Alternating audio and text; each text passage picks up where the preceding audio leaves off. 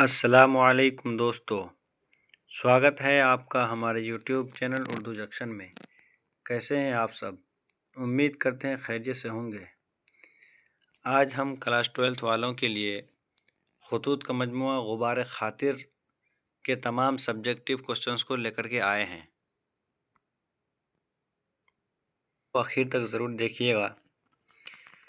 اگر آپ ہمارے چینل پر نئے ہیں تو آپ چینل کو سبسکرائب کر دیجئے تاکہ آنے والا ہر ویڈیو سب سے پہلے آپ کے پاس پہنچے۔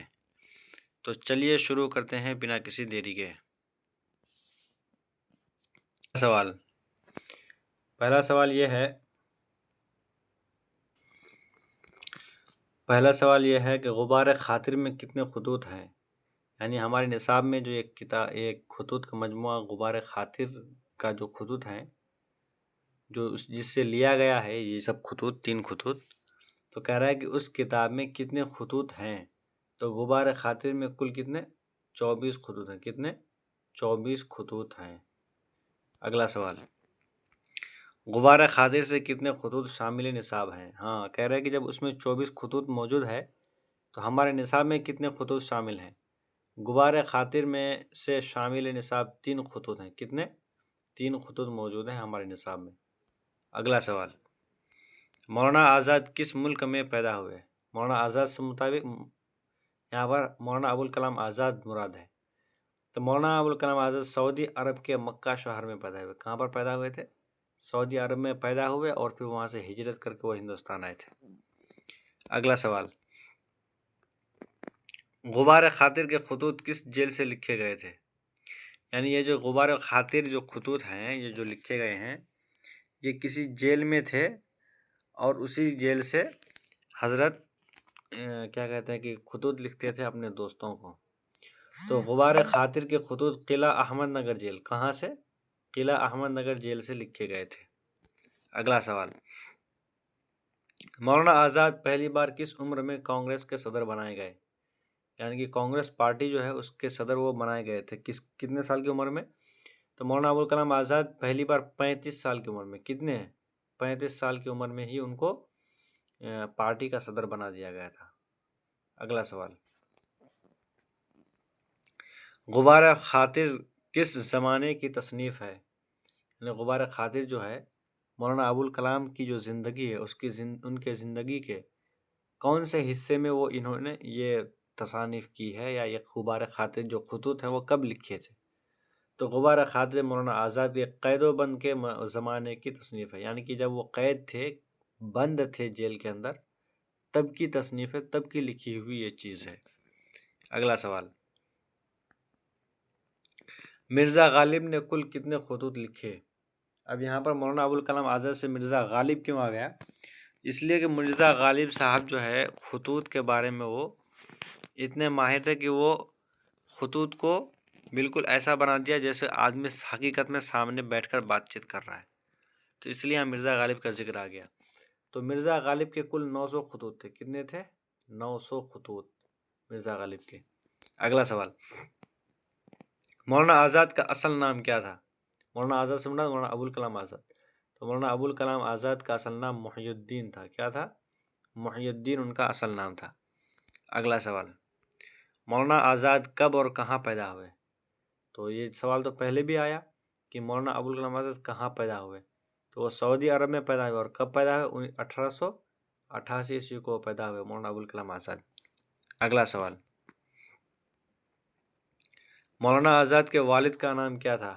مولانا آزاد کے والد کا نام مولانا خیر الدین تھا۔ کیا تھا؟ مولانا خیر الدین۔ اگلا سوال، مولانا آزاد کے والد مکہ میں کیا کرتے تھے؟ تو مولانا آزاد کے والد مکہ میں درس و تدریس کا کام کیا کرتے تھے۔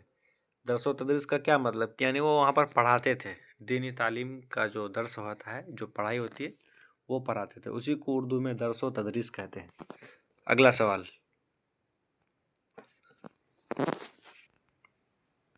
مولانا آزاد کی 3 کتابوں کے نام لکھیے۔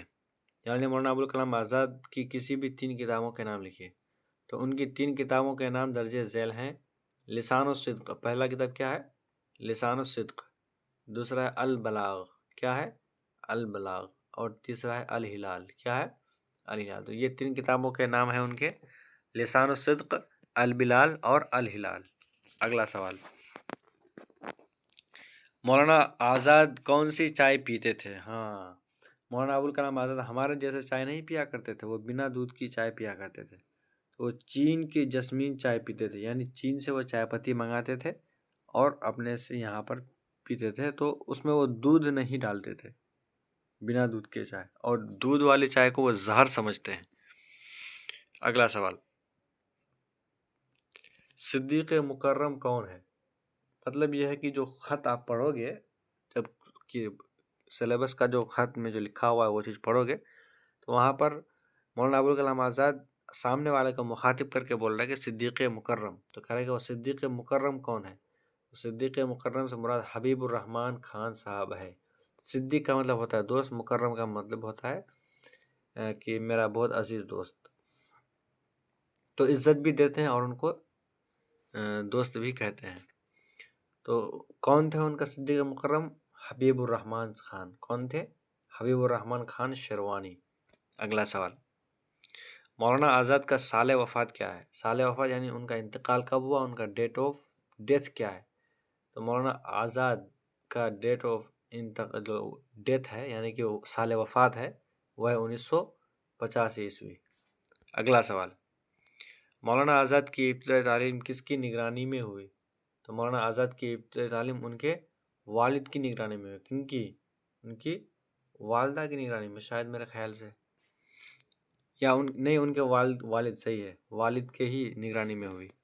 اگلا سوال، مولانا آزاد کی بیوی کا نام کیا تھا؟ تو مولانا آزاد کی بیوی کا نام زلیخا بیگم تھی۔ کیا تھا؟ زلیخا بیگم۔